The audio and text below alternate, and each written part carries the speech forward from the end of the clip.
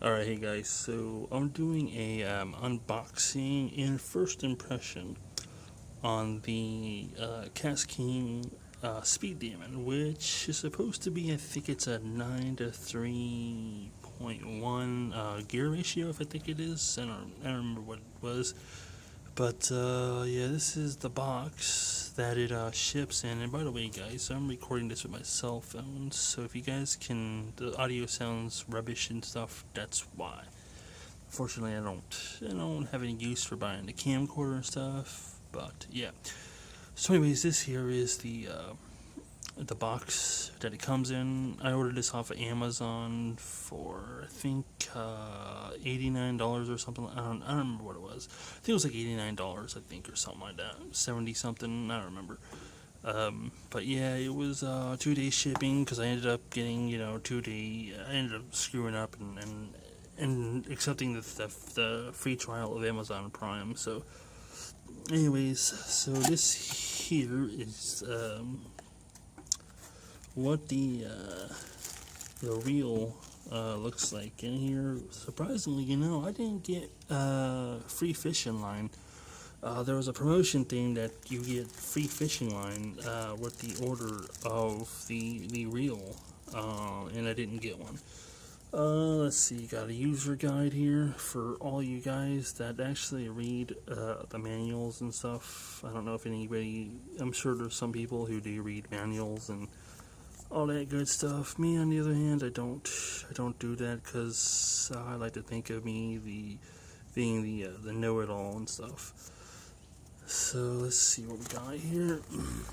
Let's see. This is more parts of the manual here, which you guys probably can't see for anything. So be sure to hit the dislike button and all that stuff. Let's see, magnetic brake adjustment. This is the thing that confuses the heck out of me, is it has a magnetic brake on it. That is like so weird. I've never used a bait caster before, so I would assume that if you're a beginner to bait casters and stuff, you probably should, in my advice, you probably should stay away from reels like this until you get familiar with how to use a bait caster. Maybe you'll do good with a reel like this if you first start out and whatnot. But yeah, so this here is the user. I think this is the user guide, so they say. Okay, and then we got another paper in here, and there's nothing else in the box. So this apparently shows, I guess, the parts on this thing, which is interesting. I guess if you want to take this thing apart, it's got a thing on here for how to do that. If you need to get parts for the replacement parts, that's what you can tell them, that you need the part number. There's nothing on the back side of this, but yeah, so it looks like, if I can't even fit this whole thing in here, but yeah, this appears to be either the part numbers in case you need a new part, or a replacement part, or I guess if you want to take this thing apart or something like that. But anyways, these are the parts and stuff for you guys to see, in case some of you guys don't happen to have the manual or this piece of paper. Hopefully this will help you out a little bit. I figure I'd take a little bit of time to show you this paper so that you guys can see it here, in case some of you guys, like I said, need a replacement part and all that good stuff, so you know what it is. Okay, thank you guys. Get the point here with this piece of paper. Again, that's the part numbers. Like I said, if you need to get replacement parts because a part of the reel gets damaged or whatever you need a replacement part for, this is this paper here. And then lastly, which is the grand finale of this video here, is the bait caster itself, which this here is the bait caster. And let me tell you, this thing has got some weight to it. Holy cow. I have an Abu Garcia bait caster reel. I think it's the Ultra Max. It it's a lot lighter than this one is. So here is the Kastking logo on this side. That looks like your brakes is what some people call that, the braking system. You got your drag, your star drag on there. You got your handle here to crank it and stuff. It's got a nice, real nice, smooth reel to it and stuff. This one here, I'm not too sure what they call that because I just got back into fishing and I've never used bait casters before, so I apologize for being an idiot and stuff, but I figured I would let you guys see my first impressions of this reel. It's got some material which I think is probably going to be the downfall.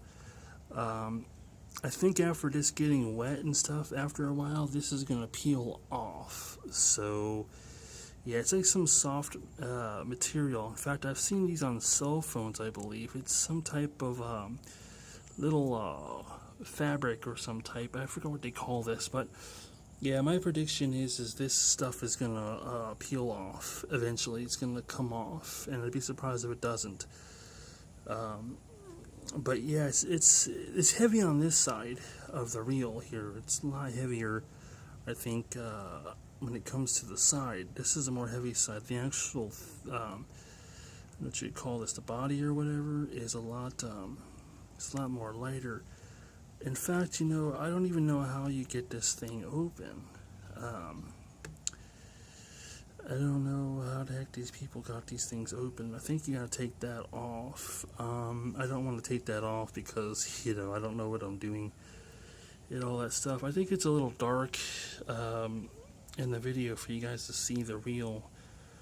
It's got a red and black spool is what it has. I don't know if you guys can see that. The funny thing is I have this thing outside and it looks really dark in the video. You got your 9:3 1 gear ratio, I believe that's what it's called. I don't want to seem like I know what I'm talking about at all. Let's see, there appears to be some writing on the back here. 12-pound test at 160 yards, and what is that? I think it's 0.29. Yeah, 0.29 millimeters in 150 m. I have no idea what that is. Not a clue. But yeah, you guys can see the reel here, bait caster and all that stuff. The drag sounds pretty nice on this thing, though. See if I can actually try to figure out if I can get the sound to come back. It's really, oh yeah, here it is. I kind of like this sound. Here, the clicking sound. It sounds really nice. I don't know if you guys can hear that or not, but I like that sound. For some reason, I wonder what it'll sound like when you're reeling it in, or if the drag is going out and stuff. It'd be really nice to hear what that sounds like. A lot of you guys like the quiet reels. It's definitely quiet reeling it. It's a little smooth, I think. The funny thing about these bait casters is they with like certain line, I think, that I noticed, and coming from a first-time user of a bait caster, depending on, I think, the line you put on there, like braid or something like that, which is what I've been using, is for my bait caster at least. I went to Dick's Sporting Good and had them spool it for me and stuff. But anyways, when you're reeling this thing in, it feels kind of like a grinding sound. I don't know if it's going to do this with this reel, but I know with my Abu Garcia Ultra Max bait caster, when I reel it in, when I'm reeling it, it sounds like there's like kind of like I want to say like a grind to it. You can actually feel the gears in it. I was told that's perfectly normal for braided line, I guess, but yeah, I don't know whether this reel is going to do it or not. But the one thing that, you know what, I'm not sure what the heck this thing is right here. I wonder if this is the lever right here that allows you to adjust this thing or something. I don't know what this little lever is. Oh, I think this lets you actually take the thing off. I don't know what this is for at all. I don't have a clue what that little piece right there is for, and I'm sure you guys are going to tell me what it's for in the description and whatnot. In fact, I think if I read the manual, I'd know what this is. I think I would. But yeah, so this is the Kastking Speed Demon. That's what this is. The 9:3 gear ratio is what this is supposed to be. I know, like, probably a lot of you guys think that these are probably garbage and stuff, but here's my final thoughts. Okay, when it comes to fishing, okay, your gear that you use is not what catches the fish. Okay, regardless of what gear you use, okay, I strongly feel is not gonna matter. Okay, keeping the fish on and all that stuff, and if you're doing a tournament, yes, I could see you guys probably wanting to say that that's important. Okay, but see, I'll watch a lot of these videos and stuff, and these guys are over there bragging about their gear and all this blah blah blah stuff. That to me is a marketing thing. They're professional consumers. They believe that they have to have that kind of stuff. Maybe they do, but I don't believe you do. Okay, and a lot of these guys, I think, are trying to get you to buy this stuff. I don't know, but all I can say is it doesn't matter what type of reel you use or any of that stuff. What comes down to it is what you're fishing for. Okay, if you're fishing for some big game, some big fish, or you're dealing with a lot of vegetation, like I kind of fish in for right now. I got like a man-made lake and all that stuff, and I fish in, and there's a lot of vegetation and all that good stuff, so I need like a stronger line to pull through that stuff. Otherwise I lose my lures and stuff. But with that being said, then you would probably need obviously better gear and all that stuff. So yeah, one thing I'm trying to figure out is okay, well that's okay, but that stops that. Okay, well I guess it's got a lag in my video too. I just saw that, it had like a little spike in there. It's very nice reel though. I'm waiting to try this thing out. Unfortunately, I want to mention this before I end the video, is I ordered a Abu Garcia Vendetta rod. It's the 6'6" 2-piece rod. Unfortunately, Amazon was nice enough to box the reel here and the rod, and also I bought a sword rack so I could store my poles on, because I don't want to have my poles outside in the elements and stuff. I want to keep my gear inside the house, and I like to be able to look at it. I don't want to leave it outside, especially here in Florida, because the temperatures and all that stuff is going to probably mess up the line and stuff on it. Maybe even keeping it in the house is even worse, with the air conditioner at 40 degrees just about all the time. But yeah, I know I'm going on a rant here and stuff, but this is the reason why I left it for the end of the video rather than ranting, for the whole video and showing you guys stuff. But like I said, your gear, your fishing gear, is not what's going to catch the fish. Okay, regardless of what you use to fish with, no matter what, the fish are going to hit it. They're going to hit it regardless, and that's what I believe. You can sit here and try to say otherwise, but fact of the matter is I strongly believe that you're going to catch fish whatever type of thing you use. Obviously, you're not going to probably catch, a bass on, like, maybe, shrimp or something like that, but when it comes to, like, lures, it doesn't matter. I don't think it really matters whether it's a $10 lure or whether it's like a 99-cent lure that you bought off of somebody selling in China. Majority of all your stuff is made in China anyways. Majority of the stuff that we get is all parts that are made in China. So there's nothing special about, the so-called gear that you're using and stuff. You can feel free to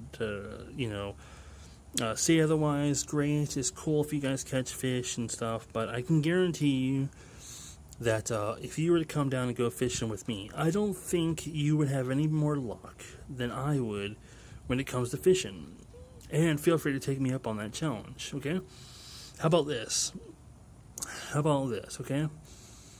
I will pay $100, okay, to anybody who watches my video and is local or happens to be down here in Fort Myers or Southwest Florida, and if you go fishing with me, and if by some magical fluke we're using the same bait, the same lure, okay, if you catch a fish, I will pay you $100, okay?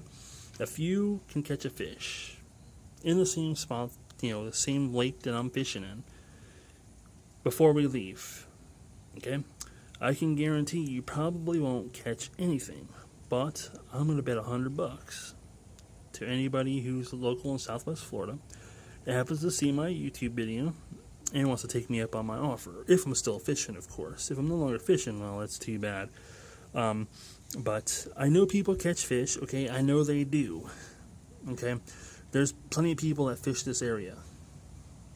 And they use pretty much the same stuff that I use and all that stuff too. But, yeah, it's very rare. The lake that I fish in, unfortunately, at least right now in February and February, it seems like the weather and all that stuff is, it's probably a good time since the fish are spawning and whatnot. And what I want to mention is I think there's a hard thing to convince fish to bite.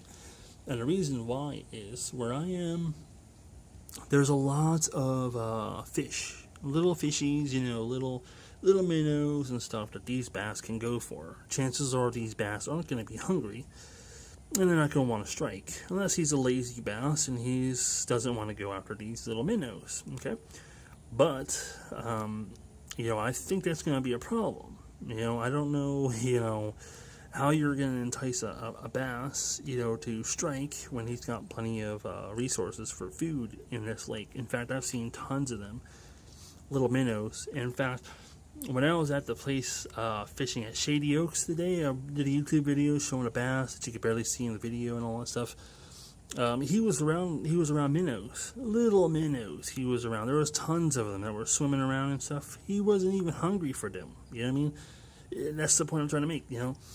How the heck am I going to get that fish to bite? I could drop the lure right in front of him. He ain't going to take that because he's got so much other variety that he can go for. So I don't see how our bait is any better than what he can get, or she can get for that matter. Anyways, that is my final thoughts on the rant. Be sure to hit the dislike button on that video and take me up on my offer for $100 if you want to go fishing with me.